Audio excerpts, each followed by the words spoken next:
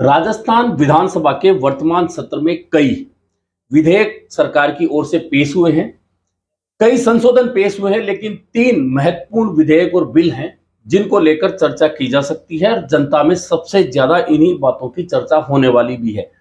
पहला बिल वह था कि किसी भी शव के साथ में अब अनादर नहीं हो। इसके लिए सरकार ने सड़क पर शव रखकर किसी भी तरह के प्रदर्शन को लेकर जुर्माने का प्रावधान कर दिया है, सजा का प्रावधान कर दिया है।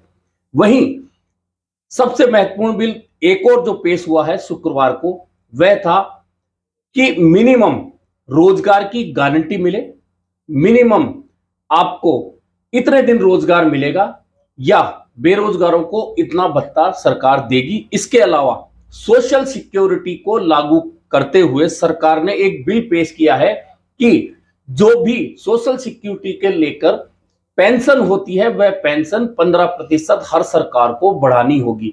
यानी कि मुख्यमंत्री अशोक गहलोत ने जो कहा था वह चीज विधानसभा में आई और यह बिल पारित हो गए। यानी कि अब राजस्थान में मिनिमम रोजगार की गारंटी हो गई है। वहीं सोशल सिक्योरिटी के तहत दी जाने वाली पेंशन अब 15% हर बार बढ़ती जाएगी। इस बात की भी गारंटी राजस्थान सरकार ने तय कर दी है। लेकिन पिछले लंबे समय से राजस्थान की सरकार जिस बात से जूझ रही है, जिन आरोपों से जूझ रही है कि राजस्थान में पेपर लीक की सर्वाधिक घटनाएं इस बार हुई है। आरपीएससी की जितनी भी भर्तियां हुई है उनके अंदर जो भी भ्रष्टाचार हुआ है, वैसे उन आरोपों को लेकर भी राजस्थान सरकार घिरी हुई है। ऐसे में राजस्थान सरकार ने विधानसभा में एक बिल पारित करवाया है। उस बिल के पारित होने के बाद में अब पेपर लीक की घटना में कोई भी आरोपी हो या उस आरोपी का कोई मददगार हो, उसे पहले जहां 10 साल की सजा का प्रावधान किया गया था, वहीं अब अगर पेपर लीक में कोई आरोपी हुआ, कोई दंडित हुआ, तो उसे उम्र भर कैद होगी, यानी कि आजीवन कारावास होगी। और यह बिल पारित हो चुका है। ऐसे में अब पेपर लीक की घटनाओं को रोकने के लिए राजस्थान सरकार ने अपना सबसे बड़ा दांव चल दिया है। हालांकि आरपीएससी को भंग करने या आरपीएससी में आमूलचूल परिवर्तन करने की बात भी हो रही थी, मांग की जा रही थी, लेकिन मुख्यमंत्री अशोक गहलोत ने शनिवार को स्पष्ट रूप से कह दिया है कि आरपीएससी संवैधानिक संस्था है। हां, उसमें कोई गड़बड़ी हो रही है, उसे सुधारने पर चर्चा हो सकती है, लेकिन आरपीएससी को भंग करने की मांग करने वाले विद्वान नेताओं को पता होना चाहिए कि संवैधानिक संस्था भंग नहीं होती है। यानी कि एक बार फिर अशोक गहलोत ने आरपीएससी को भंग करने की मांग ठुकरा दी है। लेकिन पेपर लीक और आरपीएससी को लेकर जितने भी सवाल खड़े हो रहे थे, विपक्ष ने तो खड़े किए ही है। सांसद किरोड़ी लाल मीणा जो भाजपा के हैं, उन्होंने तो खड़े किए ही हैं, आंदोलन किए। लेकिन यह सबसे बड़ी मांग थी कांग्रेस के विधायक सचिन पायलट की। उन्होंने तो बाकायदा 5 दिन की पैदल यात्रा अजमेर से जयपुर तक करी थी और जयपुर में मंच बनाकर चेतावनी दी थी कि यदि 15 दिन में आरपीएससी को भंग नहीं किया गया, पेपर लीक करने वालों को सख्त सजा नहीं हुई और छात्रों को आर्थिक मुआवजा नहीं मिला, तो युवाओं के पैरों के छालों की कसम, मैं गांव गांव ढाणी ढाणी जाकर आंदोलन करूंगा। हालांकि उसके बाद 29 मई को दिल्ली में बैठक के बाद में सचिन पायलट बिल्कुल शांत हो गए। लेकिन अब यहां इंपॉर्टेंट बात यह है कि जिस महत्वपूर्ण मांग को लेकर सचिन पायलट अजमेर से जयपुर तक यात्रा कर रहे थे, और जब अशोक गहलोत ने सदन शुरू होने से पहले ट्वीट करके कहा था कि इस सत्र में पेपर लीक करने वालों को आजीवन कारावास की सजा दिए जाने का बिल लाया जाएगा, कानून बनाया जाएगा। और पहले जो कानून राजस्थान सरकार ने इसी अपने कार्यकाल में 10 साल की सजा के प्रावधान का किया था, उसे बढ़ाकर आजीवन कारावास किया जाएगा। और पहले से तय था कि 21 जुलाई को यह बिल राजस्थान विधानसभा में रखा जाएगा और पारित किया जाएगा।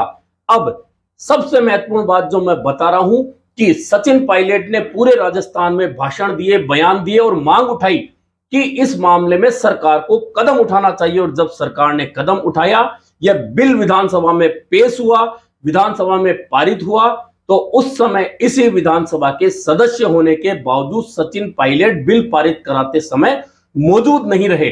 यानी कि सबसे महत्वपूर्ण बात यह है कि क्या सचिन पायलट को इस बात की जानकारी नहीं थी कि 21 जुलाई को राजस्थान विधानसभा में बिल पेश होने वाला है, इस दिन यह पारित होगा।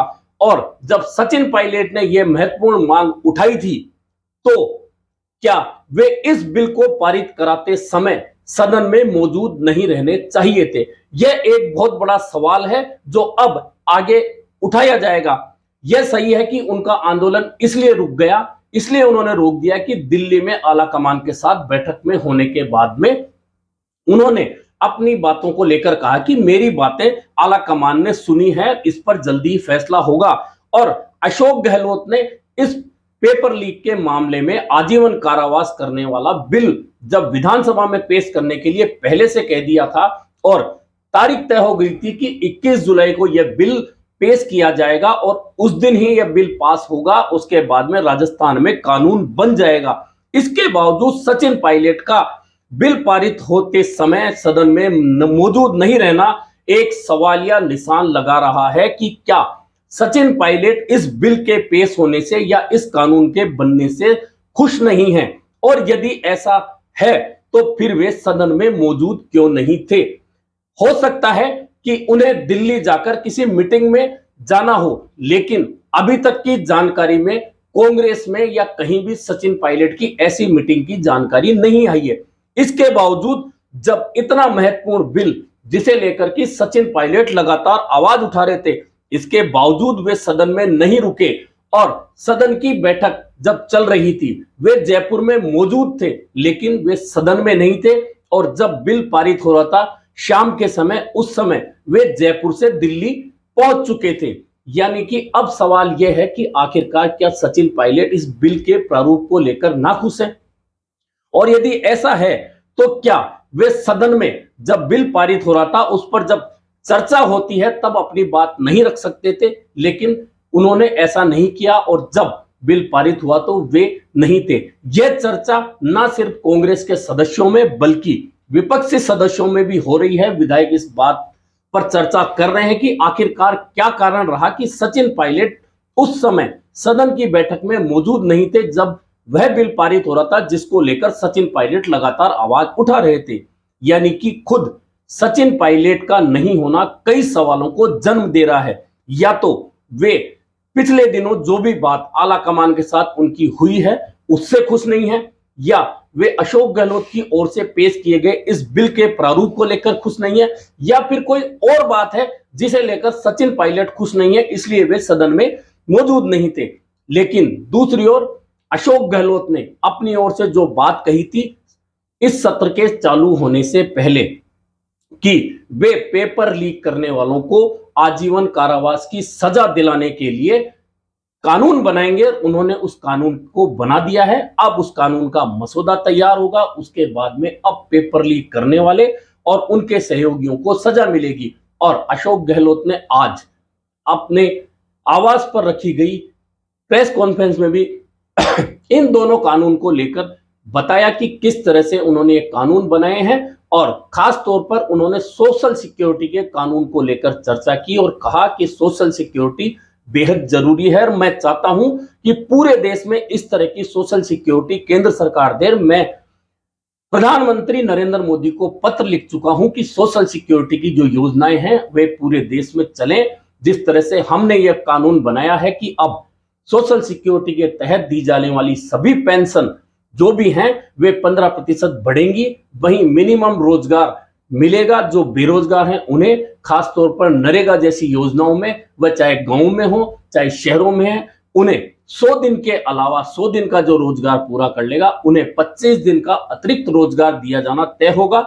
और यदि 15 दिन तक उन्हें रोजगार नहीं मिलता 100 दिन के बाद भी, तो उनको घर बैठे भत्ता देना होगा। यानी कि अशोक गहलोत का पूरा ध्यान सोशल सिक्योरिटी की स्कीमों को लेकर है, उन्होंने इसे पारित करा लिया। लेकिन सवाल यही है कि जो मामले सचिन पायलट ने उठाए, पूरे राजस्थान में चर्चा की, बयान दिए, प्रेस कॉन्फ्रेंस की, मुद्दे जोर शोर से उठाए, और जब पेपर लीक करने वालों को सजा देने का बिल, आजीवन कारावास वाला बिल सदन में आ रहा था, सदन में पारित हो रहा था, उस समय सचिन पायलट का सदन में नहीं होना बहुत सारे सवालिया निशान लगा रहा है। जिसके जवाब आने वाले दिनों में जरूर मिलेंगे।